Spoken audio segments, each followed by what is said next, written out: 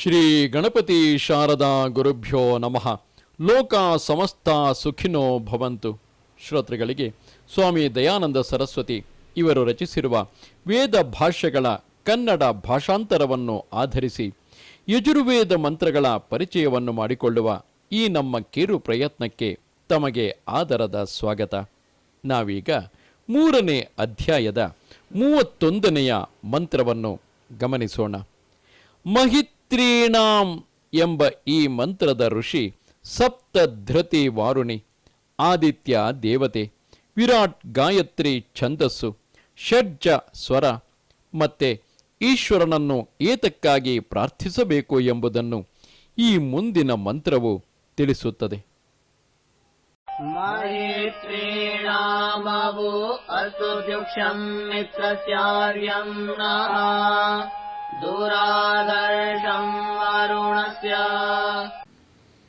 ಈ ಮಂತ್ರದ ಪದಶಃ ಅನ್ವಯಾರ್ಥವು ಹೀಗಿರುವುದು: ಮಹಿ ಅತ್ಯಂತ ಉತ್ತಮವಾದ ರಕ್ಷಣೆಯು, ತ್ರೀಣಾಂ ವಾಯು, ಸೂರ್ಯಲೋಕ ಮತ್ತು ಜಲ ಎಂಬ 3ರ ಮೂಲಕವಾಗಿ, ದ್ಯುಕ್ಷಂ ಉತ್ತಮವಾದ ನೀತಿ ಪ್ರಕಾಶವೂ ಇರುವಂತಹ ರಕ್ಷಣೆಯು, ಮಿತ್ರಸ್ಯ ಬಾಹ್ಯವಾದ ಮತ್ತು ಅಭ್ಯಂತರವಾದ ವಾಯುವಿನ, ಅರ್ಯಮ್ಣಃ ಆಕರ್ಷಣೆ ಮಾಡಿ ಪೃಥ್ವಿ ಮುಂತಾದುವನ್ನು ನಿಯಂತ್ರಣ ಮಾಡುವ ಸೂರ್ಯಲೋಕದ, ದುರಾಧರ್ಷಂ ಪ್ರತಿಭಟಿಸಲು ದುಸ್ಸಾಧ್ಯವಾದ ಅಂದರೆ ಅತ್ಯಂತ ದೃಢವಾದ ರಕ್ಷಣೆ ಮುಂತಾದವು, ವರುಣಸ್ಯ ವಾಯು ಅಥವಾ ಜಲದ ಅಥವಾ ಈ 3ರ ಮೂಲಕ ಅಂದರೆ ವಾಯು, ಜಲ ಮತ್ತು ಸೂರ್ಯ ಈ 3ರ ಮೂಲಕ, ಅವಹ ರಕ್ಷಣೆ ಮುಂತಾದುದು, ಅಸ್ತು ನಮಗೆ ಉಂಟಾಗಲಿ.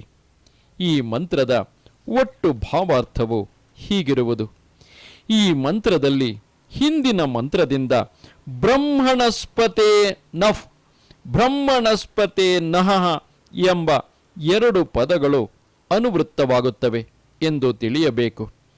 ಮನುಷ್ಯರು ಎಲ್ಲ ಪದಾರ್ಥಗಳ ಮೂಲಕ ತಮ್ಮನ್ನು ಇತರರನ್ನು ನ್ಯಾಯದಿಂದ ರಕ್ಷಿಸಿಕೊಂಡು ರಾಜ್ಯದ ಸಂರಕ್ಷಣೆಯನ್ನು ಮಾಡಬೇಕು.